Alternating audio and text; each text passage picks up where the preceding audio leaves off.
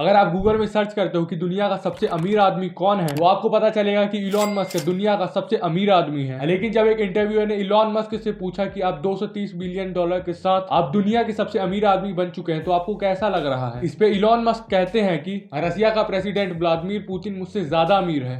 Being at a net worth of 230 billion, roughly, being perceived as the richest person on earth. Well, I think Putin is significantly richer than me. You really do, yeah? Yes. लेकिन आखिरकार ऐसा कैसे हो सकता है? देखो, Elon Musk legally दुनिया का सबसे अमीर आदमी है, लेकिन पुतिन इलीगली अमीर है। और असलियत में पुतिन के पास कितना पैसा है वो किसी को भी नहीं पता है। लेकिन एक बिल ब्रॉडर नाम का फाइनेंसर है और उन्होंने 2017 में कहा था कि पुतिन के पास 200 बिलियन डॉलर है। ऑफिशियली तो ये बताया जाता है कि उनकी साल भर की सैलरी $140,000 है, लेकिन यहाँ तो अलग ही कहानी हो रखी है। इसके अलावा ये भी बताया जाता है कि उनका ब्लैक सी में एक मेंशन है जिसकी कीमत $1.4 बिलियन है, और मोनाको अपार्टमेंट है जिसकी कीमत $4 मिलियन है। 2020 में वॉरेन बफेट की नेटवर्थ थी $68 बिलियन, फिर 2021 में बढ़कर हो गई $105 बिलियन। मार्क जुकरबर्ग की थी $55 बिलियन, लेकिन फिर बढ़कर $118 बिलियन हो गई। और इलॉन मस्क की नेटवर्थ इन सभी से कम थी, सिर्फ $25 billion.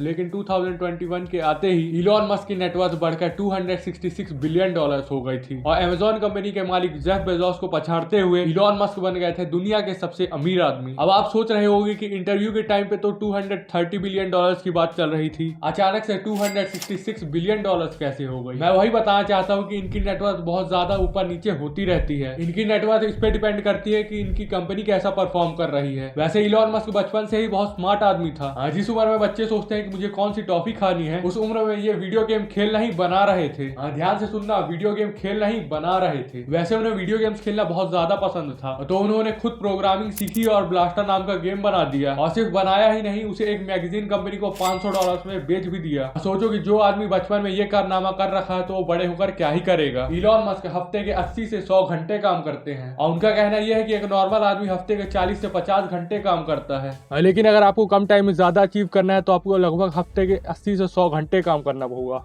If other people are putting in 40-hour work weeks and you're putting in 100-hour work weeks, then even if you're doing the same thing, you know that in 1 year you will achieve what they achieve. You will achieve in 4 months what it takes them a year to achieve.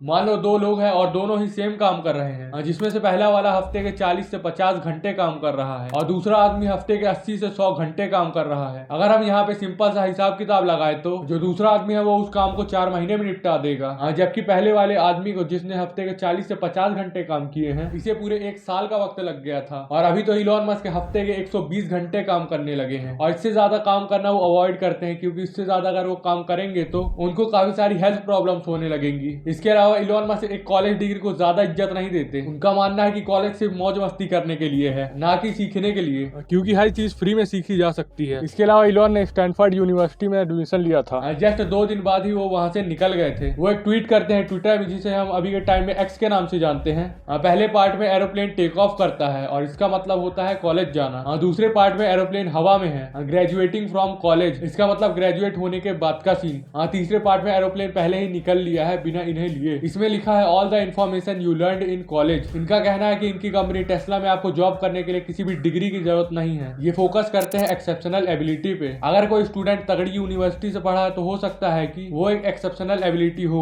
लेकिन ऐसा जरूरी नहीं है, क्योंकि Bill Gates, Steve jobs, Larry Ellison, ये लोग college drop out है, लेकिन ये सारे लोग सक्सेसफुल है। अब हम नजर घुमा लेते हैं उनकी कंपनीज की ओर। आप उनकी कोई भी कंपनी उठा लो, सारी की सारी कंपनीज इनोवेटिव है। यानी कि कहने का मतलब यह है कि जिस जिस फील्ड में इलॉन मस्क ने काम किया है, उन सब फील्ड्स में किसी ने भी काम नहीं किया है, और किया भी है तो उस लेवल का नहीं किया है जिस लेवल का इलॉन मस्क ने किया है। इलॉन मस्क की कंपनी स्पेसएक्स रीयूजेबल रॉकेट बना रही है। इनका मकसद यह है कि स्पेस में आने जाने के खर्च को कम से कम किया जा सके, और वो ये भी चाहता है कि हम मार्स में कॉलोनी बनाएं, ताकि हम वहां आसानी से रह पाए, क्योंकि अर्थ का तो कोई भरोसा है नहीं। जैसे कि डायनासोर्स वोल्केनिक इरप्शंस में निपट गए, वैसे हो सकता है कि फ्यूचर में कोई नेचुरल डिजास्टर आए और हम भी ना बचे। देखो, फ्यूचर में कुछ भी हो सकता है, इसलिए उनका मानना है कि ह्यूमंस को मल्टीप्लैनेटरी होना होना चाहिए। वैसे इलॉन मस्क के पहले 3 रॉकेट लॉन्चर्स फेल हो चुके थे, फिर ये बहुत ही ज्यादा दिक्कत में पड़ गए थे क्योंकि उनके पास बस आखिरी अटेम्प्ट के ही पैसे बचे थे। एक इंटरव्यूअर ने बोला कि आपके लगातार 3 लॉन्चर्स फेल हो चुके हैं, तो आपको ये सब बंद कर देना चाहिए। लेकिन उन्होंने कहा कभी नहीं, क्योंकि मैं गिव अप नहीं करता। फिर आखिरकार 4th लॉन्च सक्सेसफुल रहा। अब हम बढ़ते हैं उनकी दूसरी कंपनी की तरफ। उन्होंने इस कंपनी में अपने $30 मिलियन